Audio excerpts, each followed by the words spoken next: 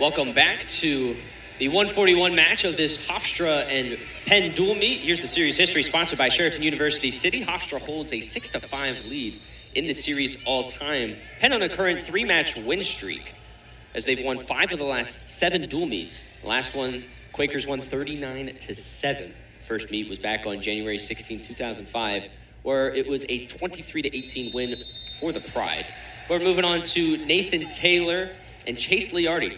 Nathan Taylor, a freshman from Mickletown, New Jersey. Chase Liardi, the only grad student on this team for the Hofstra Pride out of New York. And he has a 10-12 all-time dual record. So the veteran going against the young buck, Austin. Yeah, Penn continues rolling out freshmen here, third one in a row for Nathan Taylor. Yep. Not to get confused with Nate Taylor, who's also his teammate. Interesting to have 2 guys with the same name. And Liardi spent some time at the Ohio State University for one season out there. Moved kind of back home to New York. Has been with Hofstra for a little bit here. So good matchup on paper. Liardi, you might think, has a slight advantage just being that grad student. You know, a little more experience, a few more seasons under his belt. Yeah, they've kind came of out quick with a shot, but couldn't finish. They've split the year with Liardi and Sparacio with the Hofstra Pride. Sparacio getting most of these dual matches, the redshirt junior. But today he does not have a match, as they're going to lean on Chase Liardi. I would not be surprised if Sparacio is wrestling tomorrow in the Keystone Classic. I assume he is, yes. I think I saw him over there as well. And yeah, Liardi gets the nod today. But these guys are both pretty good, and we don't know. I don't think we even know who the starter is moving forward for the rest of the season here. So this is probably one of those tests where Liardi, if he comes away with a win, maybe it gives him that upper hand in that roster battle. He lost in the last meet against Columbia to number 29, Lorenzo Fraza, 5-4. Not a bad loss, but it was a pretty good one to watch if you were watching that Columbia dual meet. But in the Princeton Open, he lost his first match by decision 1-0, then won his first match in the Constellation bracket by major decision, then lost to Columbia's Roman Lermer by decision. So kind of an up and down year so far for Liardi. As last year, when these two teams faced off, Liardi lost twice to 2 Penn wrestlers, Spencer Barnhart in the Franklin and Marshall Lehman Open, and Ryan Miller in the dual meet last year. Ryan Miller at the time ranked number 21, and Miller won by tech fall 17-2. So Liardi has not had a positive share of Penn wrestling experience, but Taylor's trying to break down Liardi.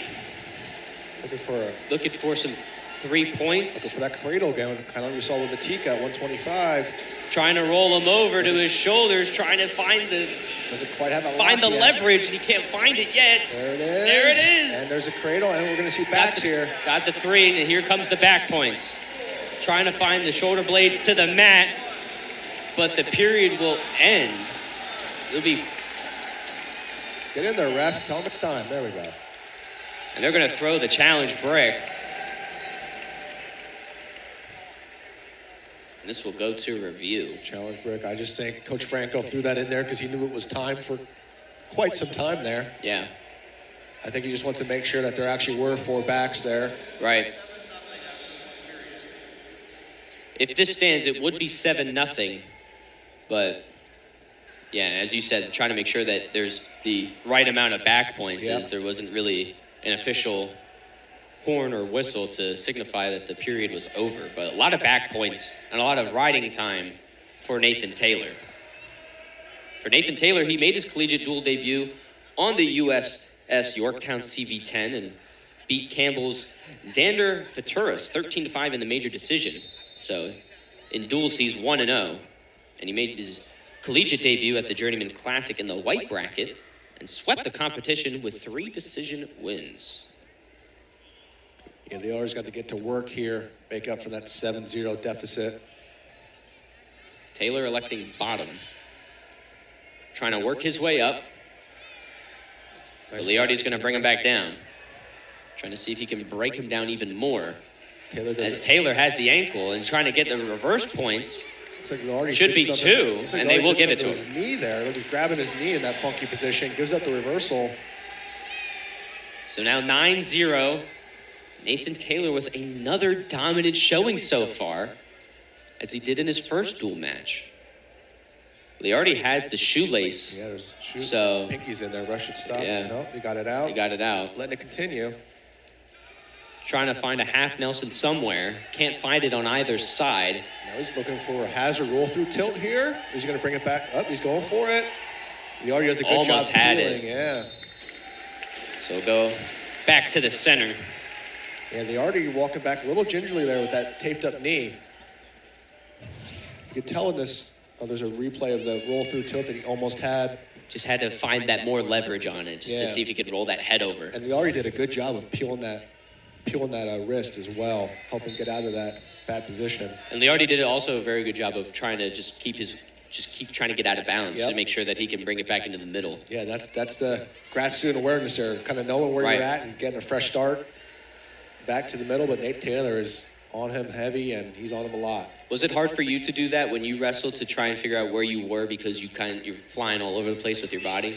I was always looking to get out of bounds. Usually, I was one of those guys you probably didn't like to watch too much, because I was kind of, I'm out of bounds. Boom, I don't like this position. I'll get a head start, but get a fresh start. Excuse me. But there were some times where I was on the edge and I was in a better position. You got to try to know where you are and prevent that guy from coming out.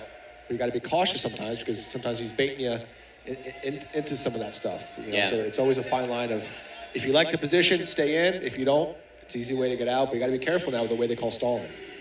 So now 9-0 as we end the second period in this 141 match between Nathan Taylor and Chase Liardi. Liardi 0 for 2 against Penn all time. Trying to avoid 0 for 3, but it's kind of leaning that way. Already has a minute grind time, does Taylor, so Liardi wants to go on his feet, see if he can make something happen. He's in major decision range, but trying to look for the tech fall, maybe a fall, but they're in neutral, so it's going to be very tough to get that quickly. Yeah, he has another minute 40 to at least get a takedown and get closer to that tech fall territory here. You've had a lot of quick falls in your career. As we talked about earlier, you had 17 total pins, and one of your pins was 45 seconds into the match. Oh, yeah. So how hard is it for someone to actually do that if you're looking at Taylor to try and get a fall? I mean, if you're at this level, sometimes you just kind of catch what they call catch a guy, catch him sleeping, and maybe you're in a scramble and you just lock up a cradle, which is probably what happened in my case. Just, catching a guy in a cradle and boom, that's the fall right there. Nice takedown there by Taylor. Another 3 points. Yeah, sometimes the guy just goes for something too aggressively and you catch him sleeping, so it happens at this level. It happens at all levels. Looking for 3 more points as he's just going to let Liardi escape. No shutout for Nathan Taylor in his Palestra debut. Looking for another 3-point takedown to increasingly get to that tech fall range. Got to get a 15-point lead for that 5-point tech fall. 9-0 in the dual meet, 12-1 in the match. Jack, check my math here. He's up by 11 currently. A takedown would be 3, that's 14.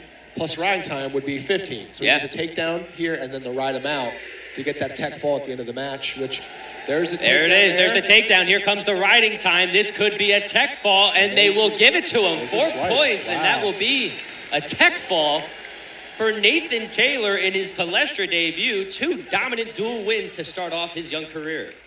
Yeah, good aggressive takedowns there by Taylor. Going out, getting the mat, getting the takedowns, getting the back points as he needed. Great Palestra debut.